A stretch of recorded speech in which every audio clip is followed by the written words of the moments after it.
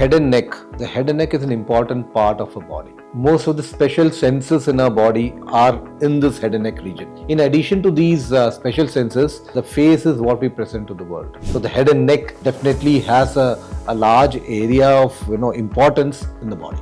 What are the conditions that we should be looking after when you talk about head and neck malignancies or head and neck cancers? We get a lot of patients who come to us and they're always having it out. Doctor, do I have cancer? I have some bleeding from the nose. Do I have cancer?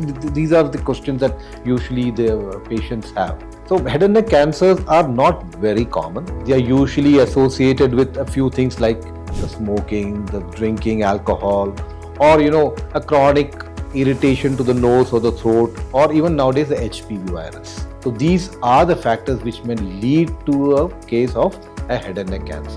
So what happens when there's a head and neck cancer? A patient may develop a nasal blockage if it's in the nose, or bleeding from the nose, or it may have a sore in the mouth, a swelling in the neck, an ulcer on the tongue. So these symptoms are not sacrosanct to a cancer.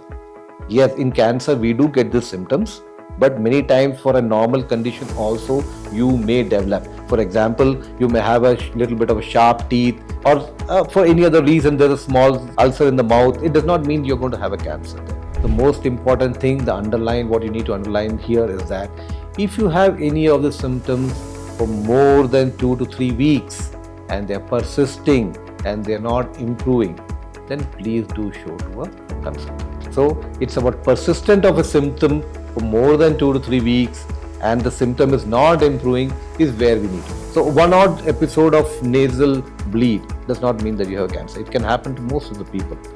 Okay. So, but yes, you are persistently having it for the next 2 to 3 weeks, and every day you have it, there may be something else that you need to get evaluated. So I would like to tell most of the patients that you should not get worried about these symptoms. But yes, persistence of symptom does require that you need to get evaluated by the consultant so that you don't miss out on something.